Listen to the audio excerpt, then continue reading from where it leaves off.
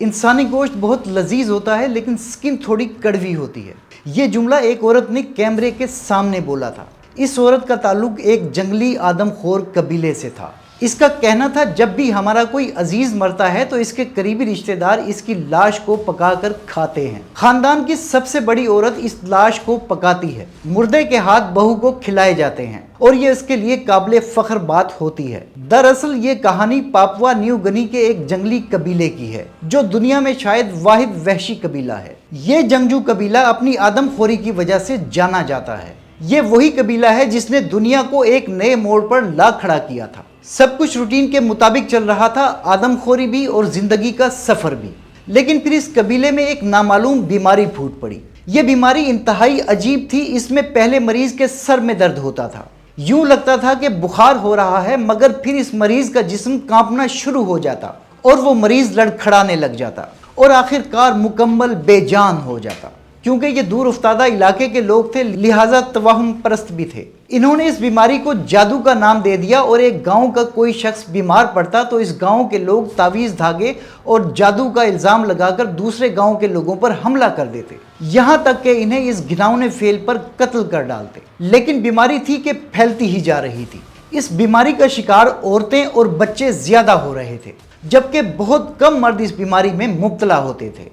फिर 1957 आ गया, जो आदमखोरी और मेडिकल के हवाले से हमेशा याद रखा जाएगा। मेडिकल कॉलेज के तालिबे इल्म डॉक्टर माइकल एलेप्स ने अखबार में एक खबर देखी कि नामालूम पुरस्कार बीमारी की वजह से जंगली जिला ओकापा के 4 लोग धड़ाधड़ मर रहे हैं। यहीं से डॉक्टर माइकल का वो सफर शुरू होता है जो जानलेवा भी था और थका देने वाला भी। हैरान कुन तौर पर डॉक्टर माइकल एलेप्स की अपॉइंटमेंट भी इसी इलाके में कर दी जाती है और वो इस इलाके के पहले मेडिकल ऑफिसर बन जाते हैं। डॉक्टर माइकल अपने ऑफिस को छोड़कर इन जंगली लोगों में रहने को तरजीह देते हैं ताकि वो क्रू नामी बीमारी की जड़ पकड़ सकें। लेकिन वहां काफी तजर्बात के बावजूद इस बीमारी के लिंक का कुछ भी पता नहीं चलता। इसी तरह एक बीमारी भेड़ों में भी मिलती है। इनके दिमाग के तज्जिए के बाद पता चलता है कि इनके दिमाग में सुराख बन जाते थे, मगर क्या यह बीमारी इंसानों में भी एक से दूसरे में ट्रांसफर होती है? इस सवाल का जवाब तज्जिया के लिए टेस्ट केस मिलने में डॉक्टर को 10 साल इंतजार करना पड़ा। 10 साल बाद एक टेस्ट केस बची जिसको डॉक्टर फॉलो कर रहा था, वो फोत हो जाती है और डॉक्टर इसके दिमाग के टिश्यू लेकर सीधा न्यूयॉर्क चला जाता है। इस नामालूम वायरस वाले टिश्यू बंदरों में ट्रांसप्लांट कर दिए जाते हैं।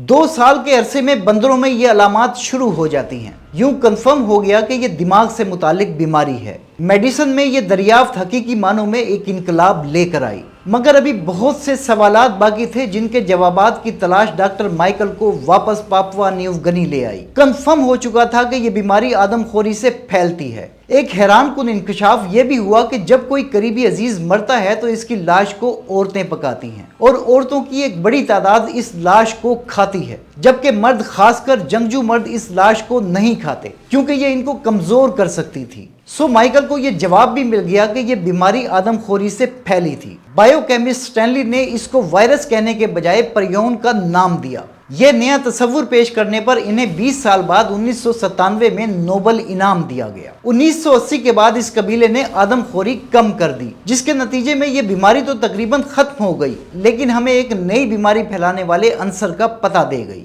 जिसे हम परियौन कहते हैं। कुछ माहिरीन का ख्याल है कि यह बीमारी, जिसे क्रू कहते हैं, इंसानों का गोश्त खाने से नहीं फैलती बल्कि इंसानों का सिर्फ मगज खाने से फैलती है। क्रू कबीले में समझा जाता था कि किसी बड़े बुजुर्ग का भेजा खाने से इसकी सारी अक्ल और तजर्बात खाने वाले में मुंतकिल हो जाते हैं। इसलिए वो कबीले के किसी बुजुर्ग या सरदार के मरने पर उनका भेजा निकालकर कच्चा चबा जाया करते थे।